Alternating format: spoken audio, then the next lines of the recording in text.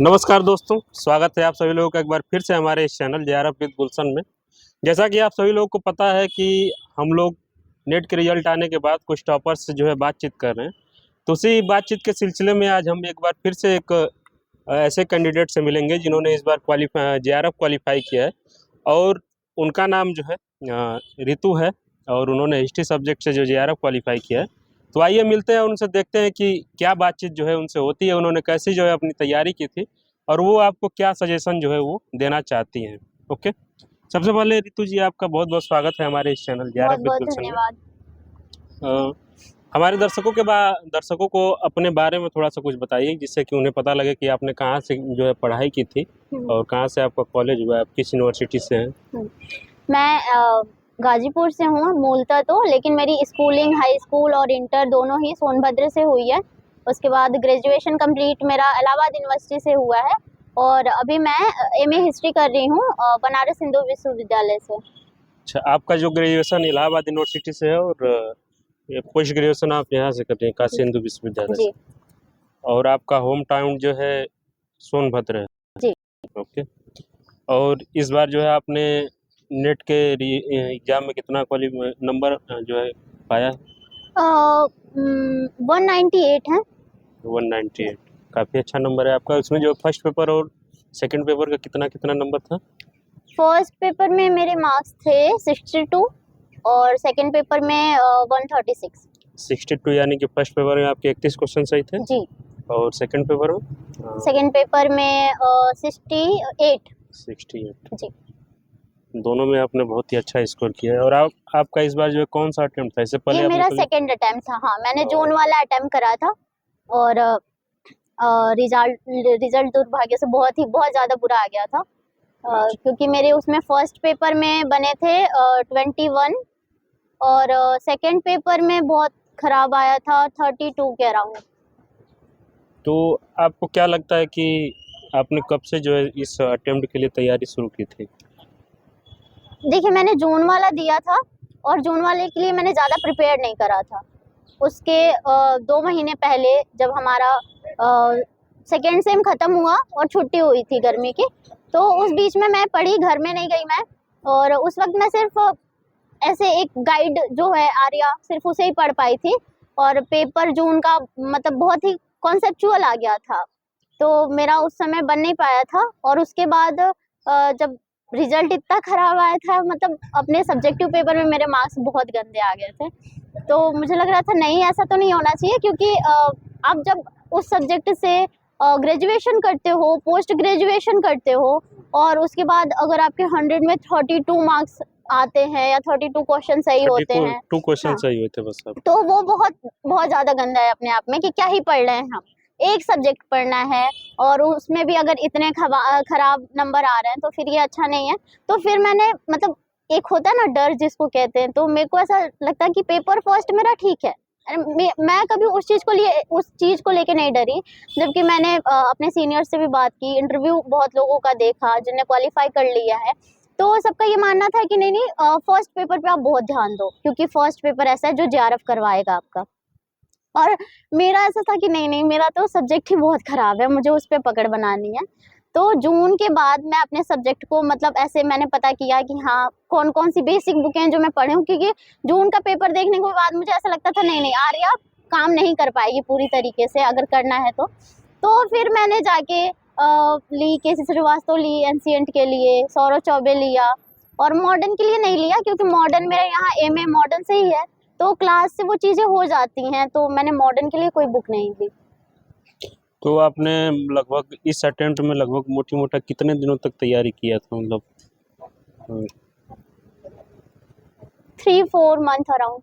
3 से 4 महीने। जी और हमको लगता है कि इतना सफिशिएंट होता है इस एग्जाम के लिए। जी।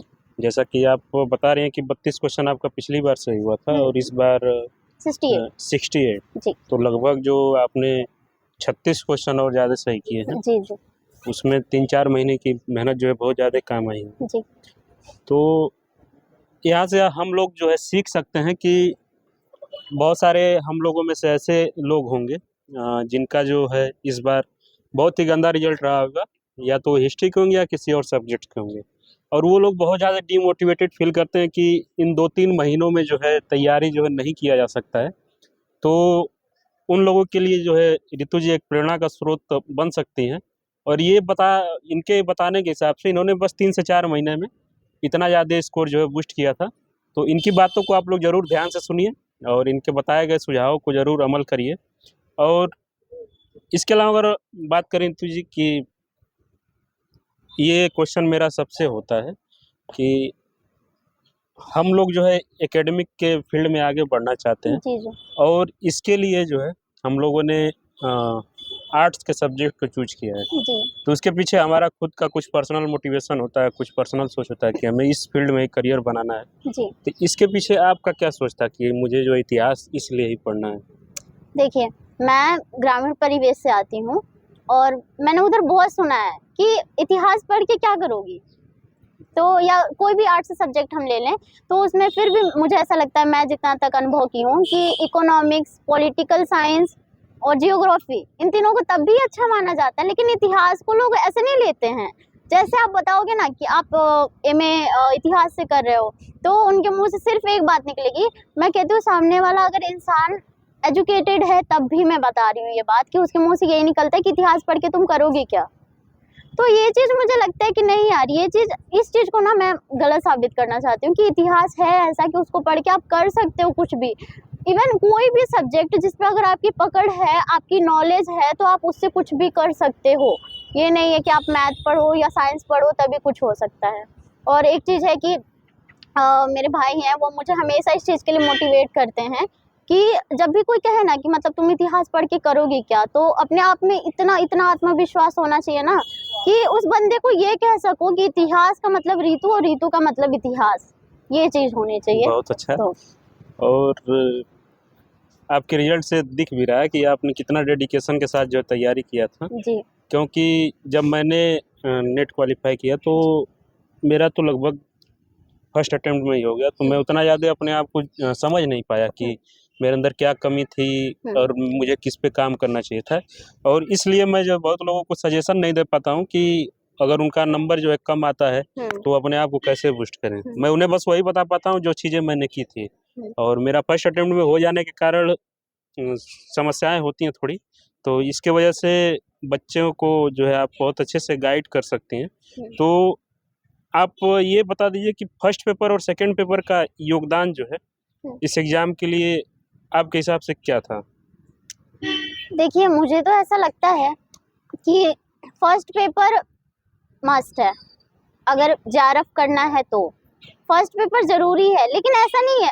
मैंने बहुत सारे लोगों को ऐसा देखा है कि वो फर्स्ट पेपर इतना कह देते हैं ना कि हमारे अंदर डर बैठ जाता है। पहली बात, एक तो वो पेपर हमारे लिए नया है, उसमें 10 यूनिट है और उसमें से अगर 3-4 छोड़ दें, जो हमने मैथ, रीजनिंग और ये सब तो चलो पढ़ के रखा है, बट ये सारी चीज़ें जो हैं रिसर्च हो गया या टीचिंग एप्टीट्यूड हो गई, ये सारी चीज़ें हमारे लिए नई हैं।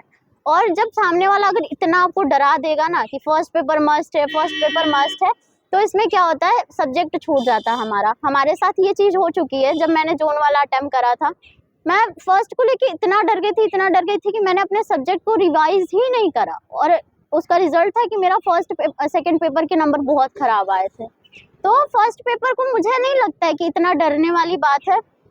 कहीं भी अगर आप 1-2 गाइडेंस ले लेते हो तो ठीक-ठाक से आप टैकल कर लोगे।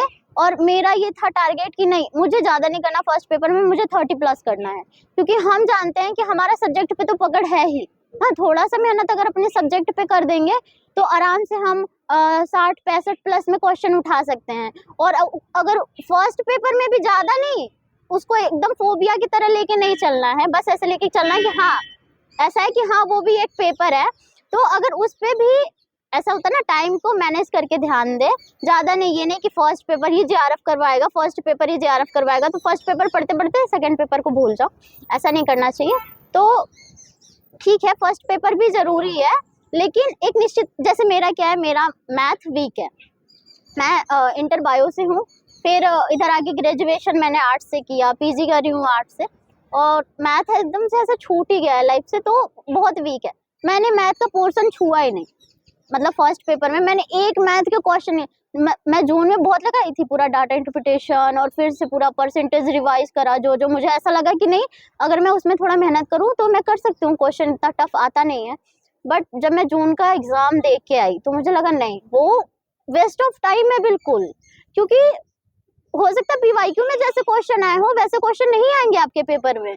और मैथ या डाटा इंटरप्रिटेशन हो गया, रीजनिंग हो गया, ये सब टाइम टेकिंग सब्जेक्टेड है, आपके प्रैक्टिस मांगती है। ऐसा नहीं कि आप एक बार पढ़ लोगे और फिर आपको याद रह जाएगा, या लास्ट टाइम पे आप आके रिवीजन कर लोगे। आप उसमें जब तक प्रैक्टिस नहीं करोगे तब तक वो चीज़ नहीं हो पाती है। तो मुझे ऐसा लगता है कि कोई ऐसा एक पोर्शन है, 5-5 क्वेश्चन आते हैं 10 यूनिट 10 यूनिट से 5-5 क्वेश्चन। तो अगर ऐसा कोई पोर्शन है ना जिसमें आपसे टैकल नहीं हो पा रहा है, तो उस पोर्शन को आराम से एकदम स्मूथली बिना टेंशन लिए कि नहीं उससे मेरे 5 क्वेश्चन छूट जाएंगे, उसको बिल्कुल ऐसे ऐसे एकदम अपने सब्जेक्ट से काट के हटा दो कि आपके सब्जेक्ट में वो है ही नहीं, उसका क्वेश्चन ही नहीं आना है अपने पेपर में।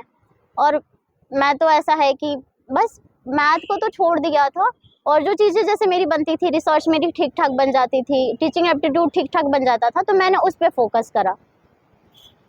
बहुत अच्छा बताया आपने कि हमें जो है एक टारगेट सेट करके जो है चलना है कि अगर हमें 30 क्वेश्चन सही करने हैं तो हम अपने 30 क्वेश्चन पे पकड़ बनाए, और बाकी की जो चीज़ें हमारे बहुत ज़्यादा कमज़ोर हैं उस पर उतना ना ध्यान दिया जाए, बस थोड़ा बहुत उसका नॉलेज ले लिया जाए। और 30 क्वेश्चन हमारा ऐसा हो कि उसमें कहीं से भी क्वेश्चन आए तो वो गलत नहीं होना चाहिए। तो ये आपने बताया फर्स्ट पेपर के लिए। जी। और सेकंड पेपर जो आपका इतिहास रहा है, जी, उसके लिए आपका क्या जो है कैसे जो है आपने उसकी तैयारी शुरू की? हालाँकि उस पे जो है आपने बहुत अच्छा मेहनत किया है। 32 क्वेश्चन से 68 क्वेश्चन तक जाना एक डेडिकेशन का काम है।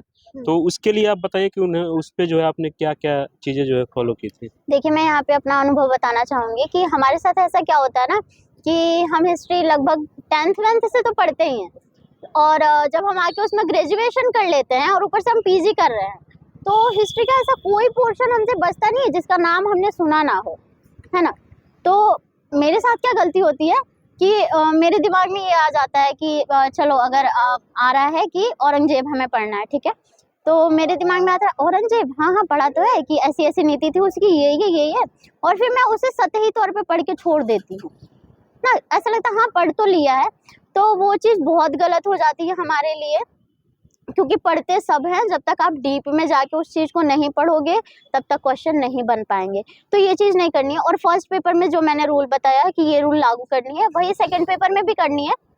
बहुत सारे पोर्शन ऐसे होते हैं ना जो नहीं टैकल हो सकते आपसे, उस पोर्शन को छोड़ दीजिए। हमें 100 में से 100 क्वेश्चन नहीं करने हैं, हमें 100 में से सिर्फ 65-70 इतने ही करने हैं जितने में हमारी मार्किंग हो जाए, ठीक है? तो हमें 100 में से 100 नहीं करने हैं। जैसे स्टोन एज वगैरह है, यहाँ से उतने क्वेश्चन नहीं आते, मैंने देखा है अपने पीवाईक्यू में। तो जैसे स्टोन एज है तो उसे छोड़ भी सकते हैं। फिर मैंने देखा उसमें बहुत सारी साइटें होती हैं और एक ही जैसी होती हैं, छोटे छोटे से एज है वहाँ पे कि नौपाषाण काल के कौन सी साइट है, ताम्रपाषाण के कौन सी साइटें हैं, और कश्मीर में उसकी भी हैं, उसके भी हैं। तो ऐसे क्या होता है ना कि दिमाग ऐसे घूम जाता है, याद तो वो रहता नहीं है। तो मुझे ऐसा लगता है कि ऐसा पोर्शन जो नहीं बन पा रहा है उसे आराम से हटा दीजिए अपने सिलेबस से। जो बन पा रहा है ना उस पे आप डीप से डीपर जाइए। जैसे कोई बंदा अगर उस पे 2 पेज पढ़ रहा है ना, आप 4 पेज पढ़ो, लेकिन आप वो टाइम ना स्टोन एज पे मत लगाओ। आपका स्टोन एज नहीं बन रहा, उसको छोड़ दो। बल्कि मोहम्मद बिन तुगलक को इतना पढ़ो ना कि उसमें चाहे कितने भी डीप से आए उस चीज को टैकल कर लो। तो ये चीज मैंने करा है, और मैं कहती हूँ 1-2 बुक, जैसे अभी मैंने आपको बताया कि मैंने मॉडर्न के लिए कोई बुक नहीं ली है। मेरे पास एक बीएल ग्रोवर की बुक है, मैंने उसे पढ़ा नहीं। तो थोड़ा बहुत मतलब स्टार्टिंग के पढ़े होंगे, मुझे लगता है 10-15 पेज। और उसके अलावा मैंने मॉडर्न के लिए सिर्फ आर्या में जो चीज़ें दी हैं मैंने वो पढ़ा। इससे पहले भी पढ़ के रखी हूँ, जैसे स्पेक्ट्रम पढ़ा था बहुत पहले ग्रेजुएशन वगैरह में। लेकिन ऐसा नहीं है कि मैं पर्टिकुलर, क्योंकि मैं इसके लिए भी बुकें सुनी हूँ कि शेखर बंदोपाध्याय और ये सारी बुकें पढ़नी चाहिए जेआरएफ वगैरह के लिए, लेकिन मैंने पढ़ा नहीं है। क्योंकि ऐसा लगता है कि अगर आप पीजी करते हो और पीजी सही से करते हो ना, क्लासेस कर रहे हो, तो क्लासेस में हम लोग पढ़े, हिस्टोग्राफी का पोर्शन हमारा क्लास से हो जाता है आराम से। तो ऐसा लगता है कि हाँ ठीक है, बहुत ज़्यादा बुकें इकट्ठी करने की ज़रूरत नहीं है, काम भर की बुकें इकट्ठी करें और उसे बहुत अच्छे से पढ़िए। बहुत ही अच्छा बताया आपने। तो हम लोग देख सकते हैं कि जैसा रितु जी बता रही हैं इनके हिसाब से हमें बस ये समझने की कोशिश है कि जो वनडे एग्जाम में हिस्ट्री आती है, वो हिस्ट्री और जो नेट के एग्जाम में हिस्ट्री आती है उसमें बहुत ज़्यादा अंतर होता है। जी।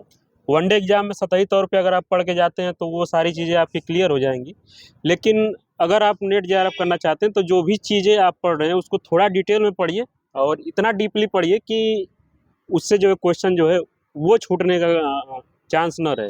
जो चीज़ें आप नहीं पढ़ रहे हैं वो तो अलग बात है, उसके क्वेश्चन गलत हों वो आपके लिए मैटर नहीं करता है, लेकिन जो चीज़ आप पढ़ रहे हैं उसमें जो है क्वेश्चन गलत नहीं होना चाहिए।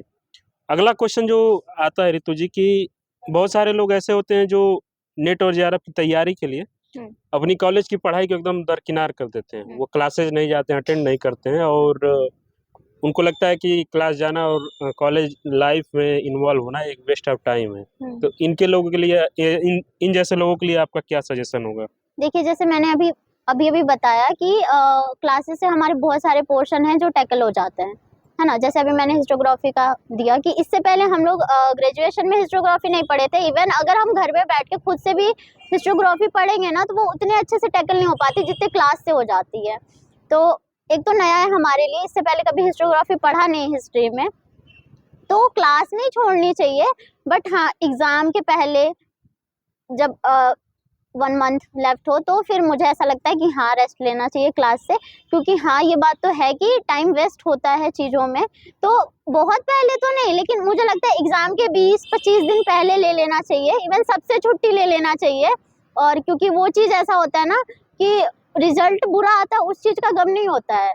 हमने अपना 100% नहीं दिया ना, इस बात का दुख होता है बहुत ज़्यादा। तो वो 15 दिन 20 दिन आप हर जगह से छुट्टी ले लो, इवन क्लास से कहीं से भी। अगर कहीं आप फंस रहे हो तो जाके टीचर से कंसल्ट करो, वो सब ठीक है, दोस्तों से डिस्कशन कर लो। बट अगर आपके पास ठीक ठाक मटेरियल है, आपके पास सोर्सेस है मतलब आपकी तैयारी के, तो बिल्कुल आप उसमें रहो और अपनी तैयारी करो। वो 15-20 दिन बहुत ज़रूरी होते हैं। हम भी जानते हैं कि हिस्ट्री का सिलेबस बहुत बड़ा होता है, तो रिवीजन बहुत बहुत बहुत ज़्यादा ज़रूरी है। और वो 15-20 दिन ही ऐसे होते हैं जहाँ के रिवीजन हमारे सिलेक्शन के लिए काम आते हैं। क्लासेस जाना ज़रूरी होता है क्योंकि क्लासेस जाने से जो है हिस्ट्री की बेसिक अंडरस्टैंडिंग है वो डेवलप होती है और वही जो इस एग्जाम में बहुत ज़्यादा काम आती है। मैं ये नहीं कह रही हूँ कि आप क्लासेस हाँ, छोड़ दो, मैं कह रही हूँ कि जैसे हर टाइम मतलब हर नेट जेआरएफ के एग्जाम में 6 महीने का गैप होता है, आप समझ रहे हो ना? तो 6 महीने में ऐसा है कि हाँ, आप 5 महीने क्लास जाओ, 5 महीने क्लास जाओ, इवन उससे भी ज़्यादा जाओ। लेकिन मेरा जो रहा है कि मैंने 15-20 दिन पहले क्लासेस जाने छोड़ दिए थे कि ठीक है, क्योंकि मैं हाँ, अपने उतना जून के अटेम्प्ट से डर गई थी। सच बात ये है कि मैं डर गई थी। मेरा जैसा रिजल्ट आया था, मुझे ऐसा एकदम से फोबिया हो गया था, सब्जेक्ट फोबिया जिसे कहते हैं ना, कि नहीं यार, सब्जेक्ट में इतना गंदा कैसे बन गया। तो मैं 15-20 दिन छोड़ दी थी कि हाँ, मैं दूंगी अपना 100%, उसके बाद रिजल्ट हो ना हो वो ठीक है। और अगर बात करें कि कुछ लोग ऐसे होंगे जो इस बार नेट का एग्ज़ाम दिए होंगे और उनका जो है रिजल्ट नहीं रहा होगा और वो जो है एकेडमिक के क्षेत्र में आगे जाना चाहते हैं, तो उनके लिए क्या आपके पॉइंट ऑफ व्यू से कुछ ऐसा है कि वो पीएचडी में एडमिशन कैसे ले सकें? वो सीयूटी पीएचडी जो है उसको दे सकते हैं, लेकिन उसके अलावा उनको हम लोग जो जेआरएफ क्वालिफाई इसके अलावा उनको कितना ज़्यादा मेहनत करना होगा? जैसे रिपीट करिए क्वेश्चन। जैसे कि जो नेट क्वालिफाई है, हम लोग जेआरएफ क्वालिफाई हैं जी जी। और कुछ लोग ऐसे होंगे जो या तो नेट क्वालिफाई होंगे या तो नेट भी क्वालिफाई नहीं होंगे, लेकिन उनका अगर मन है कि हमें जो है एकेडमिक के में करियर जो है बनाना है, तो उन्हें जो है हम लोगों के अलावा जो है कोई ऐसा ऑप्शन है उनके पास कि वो लोग पीएचडी में एडमिशन कैसे ले सकते हैं? सीयूटी पीजी का जो एंट्रेंस होता है उसके थ्रू PhD तो ले सकते हैं। और उसके लिए हम लोगों से थोड़ा सा मेहनत ज़्यादा करनी देखिए, होगी। मेहनत तो करनी पड़ेगी। आगे जब आप एकेडमिक में चले भी जाओगे, मैं कहती हूँ एंट्रेंस क्रॉस करके, तब भी वो चीज़ मेहनत करनी पड़ेगी, क्योंकि कोई भी पेपर आपके नॉलेज के लिए ही रखा जाता है, ये जांचने के लिए कि आपका नॉलेज कितना है। तो अगर कोई बच्चा जेआरएफ क्वालिफाई करके जा रहा है तो मस्ट है कि उसको उससे ज़्यादा मेहनत करनी पड़ेगी, अगर किसी का नहीं होता है तो। और अगर बात हम लोग अपनी करें कि जिनका जेआरएफ क्वालिफाई हो गया है, जी। उनको पीएचडी में एडमिशन लेने के लिए ऐसा तो है नहीं कि जेआरएफ क्वालिफाई हो गया तो हम लोग श्योर हो जाएं कि अब 5 साल जो है एकदम आराम आराम। तो हम लोगों को भी मेहनत करना होगा। तो इसके पॉइंट ऑफ व्यू से आप क्या सोचती हैं, इस पॉइंट ऑफ व्यू से? बिल्कुल ऐसा है कि ऐसा नहीं है कि जेआरएफ का रिजल्ट आ गया है तो उसके बाद हम आराम से बैठे हैं, क्योंकि जब हम पेपर ही पढ़ रहे हैं ना कि रिसर्च है वो, और रिसर्च में आप कभी बैठ नहीं सकते हो। रिसर्च में तो आप जितना करो उतना कम है। तो अच्छा है कि आपका अगर जेआरएफ हो गया है तो आपका जो भी टॉपिक है आप उस पर अपना मटेरियल इकट्ठे करो, जो प्राइमरी सोर्सेज हैं उसको देखो धीरे धीरे, और कि लगे रहना उसमें। ऐसा नहीं है जेआरएफ हो गया तो उसके बाद रुक जाना है, बिल्कुल लगे रहो। हमारे इंटरव्यू का अंतिम क्वेश्चन जो है, जी। उन लोगों के लिए सजेशन जो इस बार ना नेट क्वालिफाई कर पाए हैं या गलती से नेट हो गए हैं या उनके मेहनत में कुछ कमी रह गई हो, जेआरएफ नहीं हो पाए हो, जी तो उनके लिए आपका क्या सजेशन होगा कि उन्हें जो है किन किन बातों पे ध्यान देना चाहिए? हाँ, देखिए ओवरऑल इंटरव्यू का ये है रिजल्ट कि जो जो चीज़ें मैंने बताई हैं कि ऐसा है कि मैं खुद उस चीज़ से गुजर चुकी हूँ कि मेरा फर्स्ट अटेम्प्ट में ऐसा हुआ था कि मैं तो नेट के करीब भी नहीं थी, मैं बहुत दूर थी। तो इसमें निराश होने वाली कोई बात नहीं है। आपका नेट हो गया है और जेआरएफ नहीं हुआ है तो भी, या नेट भी नहीं हुआ है तो भी, क्योंकि समय है और हर 6 महीने में फॉर्म आती है, तो जो एक होता है अपॉर्चुनिटी, उसकी तो कमी है नहीं आपके पास। जो बात है आपकी मेहनत, तो अभी 6-7 महीने बाकी हैं, हर टाइम आता रहता है, अभी से भी तैयारी करेंगे तो हो जाएगा। बहुत बहुत धन्यवाद आपका हमारे इस प्लेटफॉर्म के साथ जुड़ने के लिए। जी। तो दोस्तों, हम लोग बात कर रहे थे रितु जी से, जिन्होंने इस बार हिस्ट्री में जो है जेआरएफ क्वालिफाई किया है, और इन्होंने जो जो बातें बताई उसमें थोड़ा सा आप लोग अमल करिए, जिनका इतिहास सब्जेक्ट है वो भी, और जो ऐसे लोग देख रहे हैं जिनका इतिहास सब्जेक्ट नहीं है लेकिन फर्स्ट पेपर से रिलेटेड कुछ गाइडेंस चाहते थे, तो इनके द्वारा बताई गई फर्स्ट पेपर की बात को थोड़ा ध्यान से सुने। और ऐसे ही बहुत सारे टॉपर्स से जो हम लोग बातचीत करने वाले हैं इस बातचीत विद टॉपर्स सीरीज में। तो हमारे साथ ऐसे ही आप बने रहिए, और लास्ट तक इस वीडियो को देखने के लिए आप सभी लोगों को बहुत बहुत धन्यवाद। और मिलते हैं किसी और वीडियो में, तब तक के लिए आप लोग अपना ख्याल रखिए। Thank you so much.